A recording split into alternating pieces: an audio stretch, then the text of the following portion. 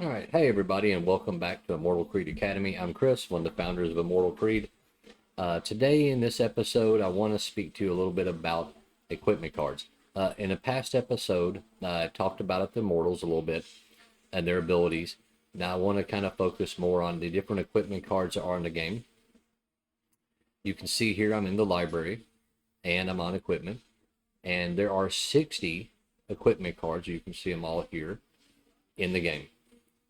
You can categorize these all as in melee weapons, range weapons, magic weapons, and then we have these like supporting cards. That's I like to call them supporting cards. They're not really weapons. You don't attack with them, but they're there to help you, do things like boost abilities and things like that.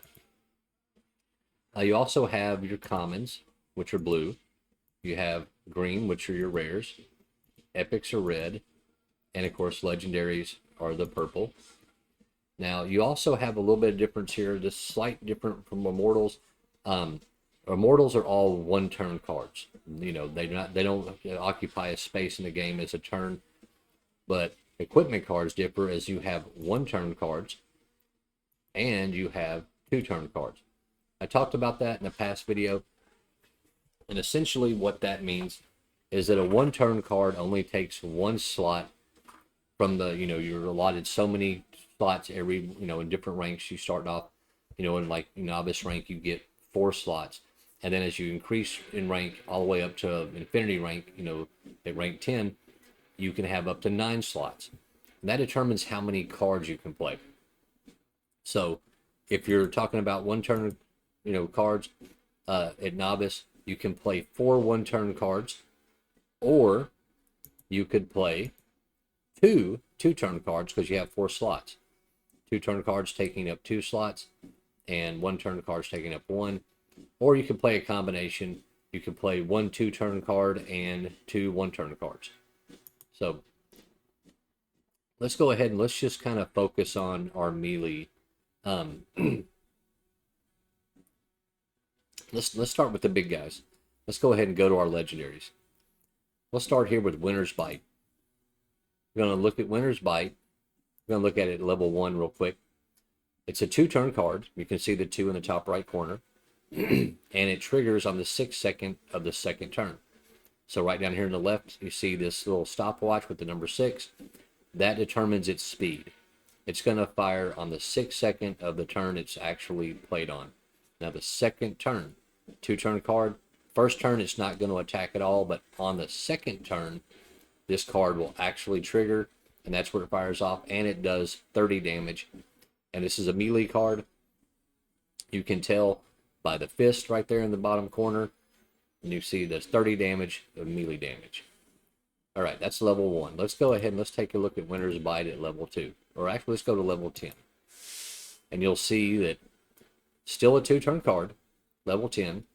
And it triggers on the 6th second of the second turn. That hasn't changed. Now it's increased up to 150 points of damage, but it's also gained an ability. It is a minus 10% to magic damage. You'll see that right here. So this reduces your opponent's magic damage by 10%, and it stacks with every use. So every time you hit with this card, your opponent's magic damage is reduced by 10%. And if you go back and you take a look here, you'll see the different levels at level 2. That's where it starts gaining that reduction in magic damage. And it increases all the way up to level 10. Let's move on. Let's go here to the Runic War Axe. At level 1, this is a 1-turn card, little 1 at the very top right corner. And it fills 1 turn slot and triggers on the 6th second of the turn. So little 6 with the stopwatch here in the left, bottom left corner, that shows its speed, and it does 14 damage. This is a melee card. You can tell by the little glove in the bottom right next to the damage. Now let's go and let's look at this at level 10. Still a 1-turn card. Triggers on the 6th second of the turn. And you can see its damage is increased all the way up to 80. But it also has this ability. And the ability of the Runic War Axe is basically you're going to get a magic, or actually a health steal. So 15% of the damage you deal with this card will actually be converted into health for your immortal. You'll get that back. Now, there's a catch to this. It takes a successful hit. If you miss with this card, you will not get that 15% of health back because you're stealing it. You have to hit with this card in order to get that 15% health. Go back and take a look at it real quick. You'll see it starts getting that little bit of life steal right there, that at level 2. And as it goes up, it increases. Now, there's a couple of ranks where you don't get an increase. See at level 5 here, you get a 13% of the life steal. Level 6 is still 13%, but you do get a little bit of a damage increase on those two. Then here, level 7, level 8, a little bit of increase to that life steal. And then here at 9 and 10, the life steal is pretty much the same, but you do get an actual bonus to damage each time you increase this card. Next, we have the Verdict Star. Level 1, 1-turn card, triggers on the 6th turn, or the 6th second of the turn, and 14 damage. Once again, the little fist there signifies it's a melee card. We're going to go and look at level 10, and level 10, you'll see you 6 seconds, speed hasn't changed, it's up to 66 damage, and there's this plus 5%, and you have the glove. Glove signifying melee, then you have this little plus here at the top of it. What does that mean? That means that your melee damage is going to increase by 5. And this effect stacks with each use. So every time you hit with this card, you're going to get an increase of 5% damage on all melee attacks. Keep in mind, like most cards in Immortal Creed, if you miss with this card, you will not get that 5% damage increase. Take a look at it again here real quick. You'll see it starts gaining that increase to damage at a level 2, and it starts going up. You can check the library here if you want to find out if, you know, a certain card, what level the ability is, it gets the ability, or, you know, the level and how much of an increase between. And you can also check the damage increases for each level. All right, let's move on. We're going to go to our epics now. Cataclysm. Really good card in the game. One of the few cards that has the ability I'll talk about in a second. It's a 2-turn card, so it takes 2 turn slots. Triggers on the 5th second of every turn. 28 damage, melee damage. Now let's go look at it at level 10 so we can talk about this ability it has. All right. Still 2-turn card, 5 speed, 128 damage, but we have this right here, 50%, and this symbol here. And this symbol basically is a stun. So on a successful hit, this card has a 50% chance to stun your opponent. Now what that does is basically negates the card that triggers next for your opponent. This is where speed comes into play. So the very next card your opponent plays and gets triggered, if it hits this 50% stun, that card will not be usable when it should trigger. So speed is a factor. Keep that in mind. If your opponent on the same turn that this card is played, if your speed is less than, your opponent will get their attack off or get that card off before the stun happens. So the stun will actually apply to the next card being played. If you go back here and look at this again, you'll see it gets the ability starting at level 2. Like I said, you can come to the library anytime in the game and you can research a little bit more and see what the differences are between each level. Cataclysm's a great card. I can't tell you how many games I've probably gotten beat by this card because it stuns one of my big damage dealers. Really good card to have. All right, here we go. Let's move on to Scourge's Kiss. Level 1. 1-turn card, 5 speed, 13 melee damage. Now, this card gets an ability also. Let's look at it at level 10. So, still a 1-turn card, 4 speed, 55 damage level 10, and you see this nice little 5% damage increase. So increases your melee damage by 5%. It also stacks every time this card hits, like the other card that had that 5% damage increase. You have to hit with it. Every time it hits, you're getting a 5% increase to your damage. So this card plus the combination of the Verdict Star played together, and you are going to be increasing your damage not only with one card, but two cards. So those two cards kind of synergize pretty well with each other. Again, you want to see the difference in the levels, come into the library, you'll take a look.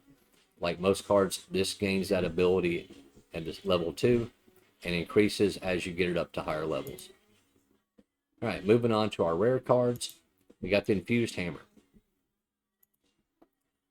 Okay, 2-turn card, 5 speed, 25 melee damage. So at level 1, it's basically just a hammer. You're just swinging away, doing a lot of damage at your opponent.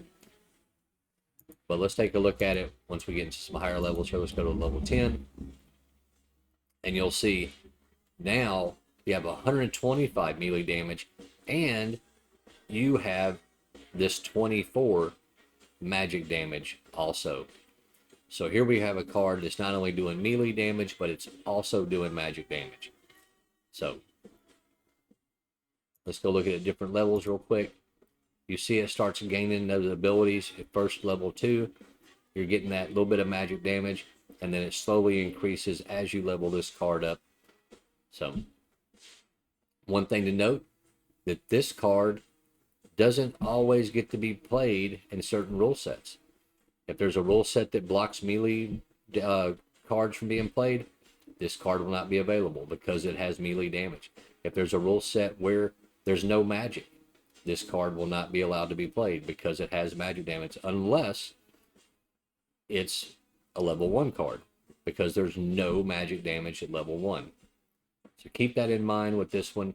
It can be a little tricky using this one in certain rule sets. Keep in mind that you may start a battle and think, oh, this is a great place to play this card. Then when you get there and realize, oh, there's no magic, now you're stuck with the level 1 Infused Hammer, and you might be sitting in rank 6, and suddenly you have an option of only playing the level 1 version of this card. So keep that in mind. Moving on, we got the Bronzed Axe. Bronze Axe, a rare card, but one thing to note, this rare card does not gain any abilities. You can see that here through here. Level 1, it's a 1-turn card, 5 speed, 11 melee damage, and Bronze Axe, here we go. At level 10, still 5 speed and 68 melee damage. Now let's go over here to Iron Sword. Iron Sword at level 1, no abilities yet. It's a 1-turn card, 5 speed, 11 melee damage. Now let's go back and take a look at it at a higher level. Here we go.